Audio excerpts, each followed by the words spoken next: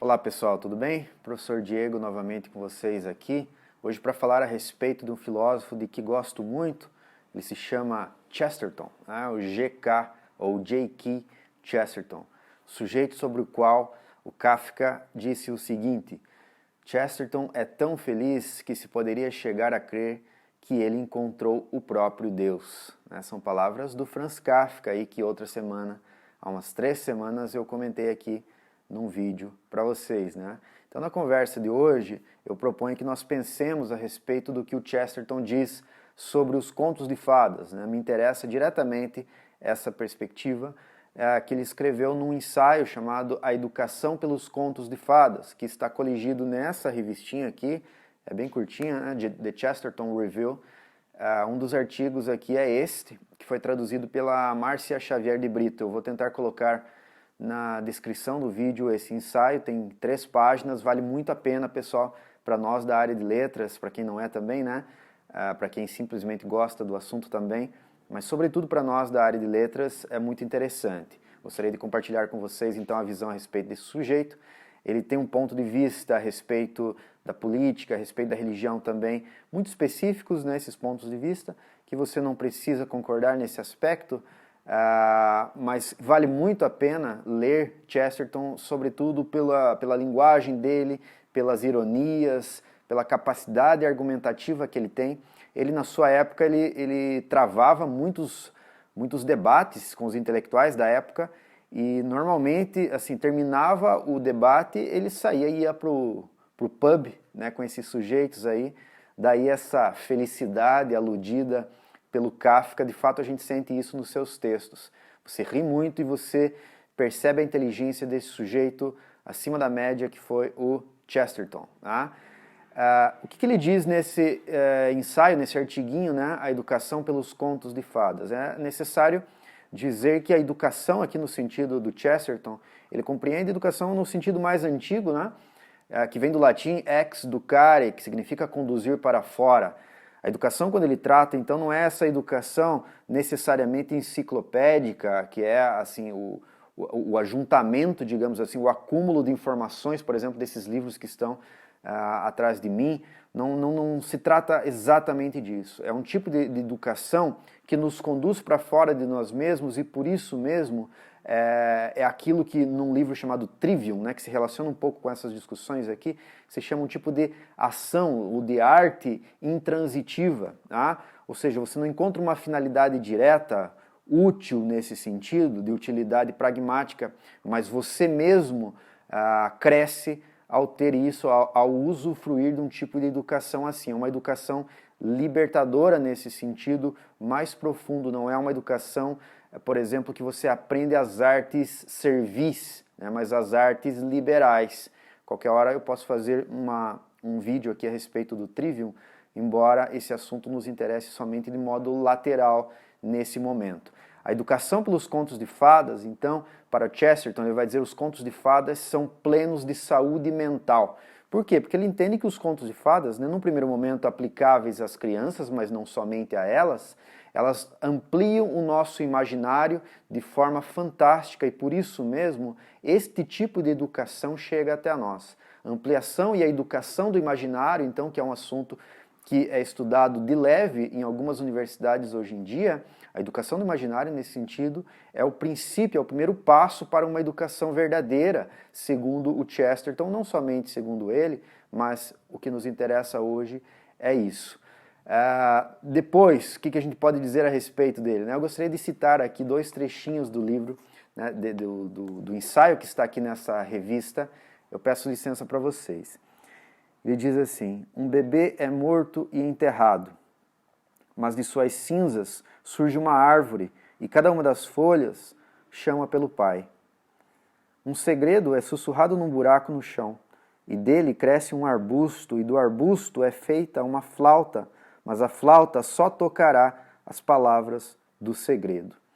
Veja, são 2 micro-historinhas, né, que estão aqui sintetizadas nesse leve, né, nesse breve parágrafo aqui. Quanta coisa poderia ser dita a respeito dessas 2 histórias. Né? Quanta riqueza imaginativa está condensada aqui neste parágrafozinho criado pelo Chesterton aqui só a título de exemplo, ok? Ele diz o seguinte, ele faz o seguinte comentário: nós adultos, quando lemos contos de fadas, a gente olha para os talismãs e acha aquilo excêntrico. A gente olha às vezes para algum tipo de obrigação que um personagem de um conto de fadas tem que ter, tem que cumprir para que algo de bom ocorra, e a gente acha tudo aquilo excêntrico. Mas a gente não percebe que muitas vezes uma notícia de jornal ou às vezes um ônibus pode definir o nosso destino. E nem por isso nós achamos que aquela notícia de jornal ou um ônibus são mágicos. Ou seja, a gente não consegue perceber mais a magia das coisas na realidade, né? E aí remetemos a algo que o Chesterton discorria muito, que é a questão do valor do senso comum. O senso comum para nós hoje em dia é tomado sempre como algo meramente opinativo, né? Pouco embasado ou sem nenhuma fundamentação. Mas o senso comum, esse conceito, para o Chesterton tem muito valor, porque ele compreende que o ser humano, e é uma verdade, desde sempre se move a partir do senso comum, ou seja, daquilo que os nossos 5 sentidos, a observação, depreende da realidade de modo comum.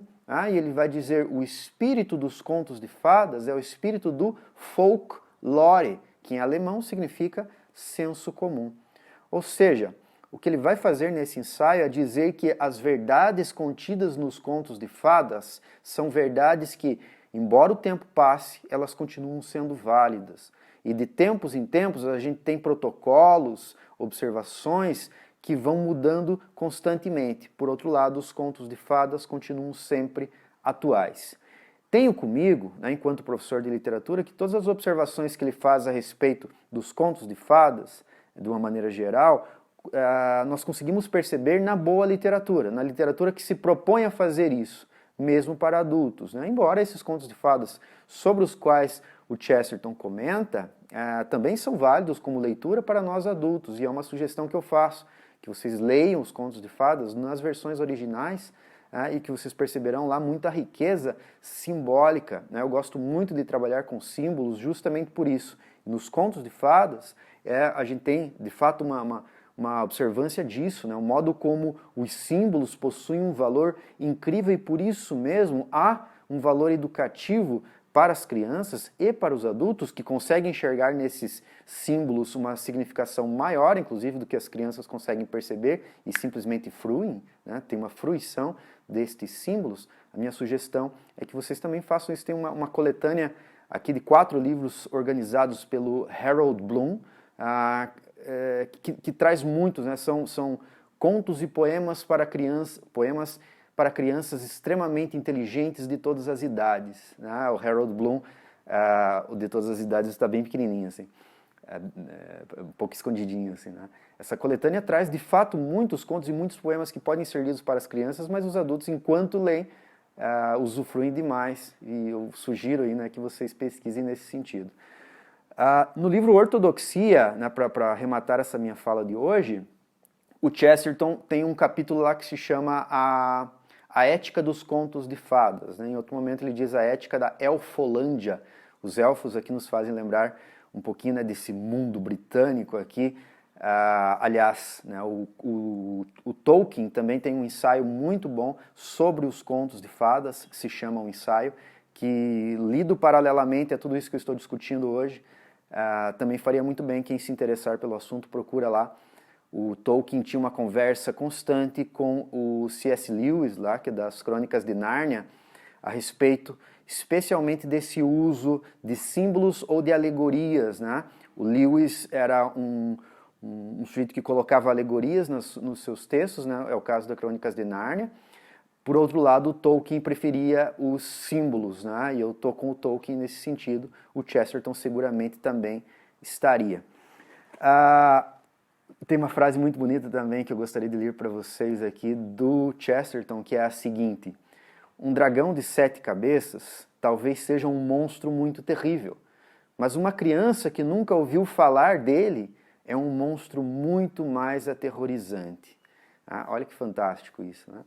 Eu estava dizendo lá a respeito da ortodoxia, né, do capítulo A Ética dos Contos de Fadas, o que eu gosto nesse texto nessa parte, né, do Ortodoxia, quando Chesterton diz o seguinte: ele faz uma comparação entre o sujeito são e o sujeito louco, né, para ele. Independentemente, tá, pessoal, eu sei de todas as discussões que envolvem isso modernamente, já li o livro do Michel Foucault lá a respeito da história da loucura, mas vamos pensar aqui nesse protótipo do louco, tá? E que normalmente as pessoas dizem o seguinte: o louco é aquele que perdeu a razão.